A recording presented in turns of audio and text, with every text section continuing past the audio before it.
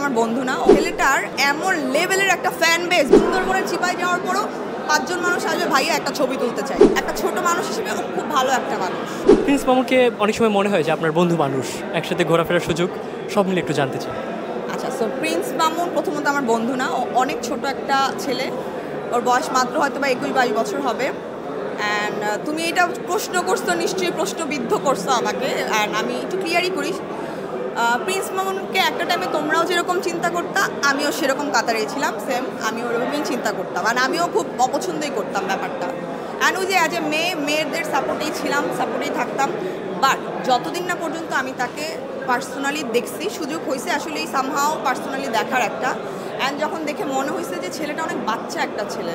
And আমার কাছে মনে হয়েছে ভাই সে নিজেই একটা সাফারার, সে নিজেই একটা ভিকটিম। ভাই 21-22 বছর, আর তার তখনকার সময়টা ছিল 16-17 বছর।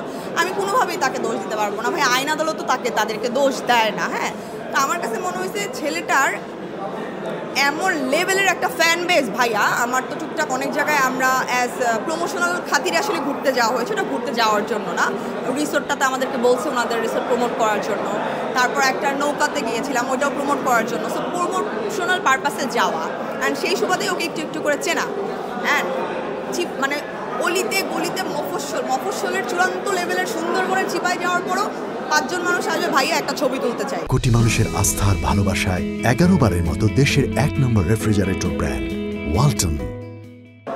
এত অপছন্দ করেন আপনার এই মানুষের ভাইয়া, ট্রাস্ট মি, যে কোনো জায়গায় গেছি, কোথাও থামাইছি, চা খাইতে নামছি, ওইখানে 5 জন 10 জন মানুষ আসবেই ওর সাথে ছবি তোলার জন্য। হ্যাঁ, সো ওই যে যেটা দেখা যায় সেটা সবসময় সত্যি না। আর আমার মনে হয়েছে ওর যেই ফেস ভ্যালু, অ্যান্ড ও চাচ্ছে কিছু একটা করতে, একটা ছোট মানুষ, একটা উদ্যোক্তা হয়েছে।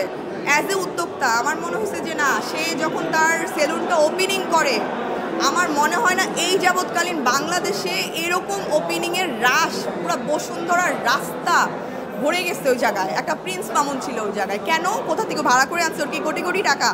দ্যাট ডে ওকে আমি নোট করছি, আর তারপর পার্সোনালি সামহাও দেখার মিশার সুযোগ হয়েছে। তারপর মনে হয়েছে যে ওকে যদি গ্রুম আপ করা যায়, বা ওকে নিয়ে যদি কোনো কাজ প্ল্যান করা যায়। একটা মানুষ ভাই বন তো আর খারাপ না, তার ভালো হতে চাইলে তাকে তো সাপোর্ট করা উচিত। হ্যাঁ, সো আমি ওই সাপোর্টটা করারই চিন্তা করছিলাম।